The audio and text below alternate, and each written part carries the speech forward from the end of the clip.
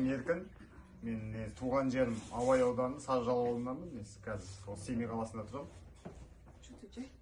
Сол өзім қазір жасым 34-те. Енді мына Алланың қалауына аяқ астынан ауырып қалдым. Жүрек ауруымен. Соны енді осы анам, мамам маған рекомендация етті. Осы Глоботрендтің осы дәрісін, соны 3 ай іштім.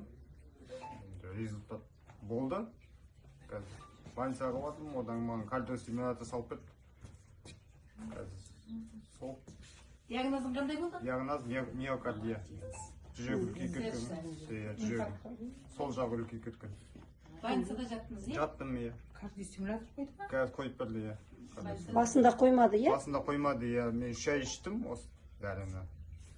Содан кейін учение жақсы, осы жақтан жақсы болып бардым, бірақ ана жаққа барған кезде мен уже фракциям түсіп қалды 13-ке.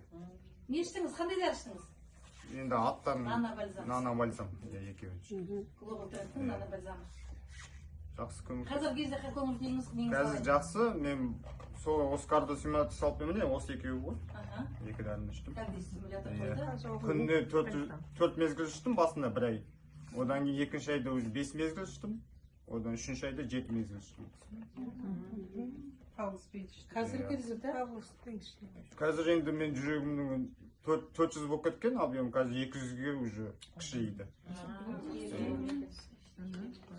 Керемет, рахмет. Результатыңызбен бөліскенде. Еркін мырза, енді дальнейшем өзіңіздің результатыңызды айтып, адамдардың көзін ашып, жүрегін ашып, осы сіз жеткен результатқа ол кісілерге де жетуге де нәсіп етсін Алла.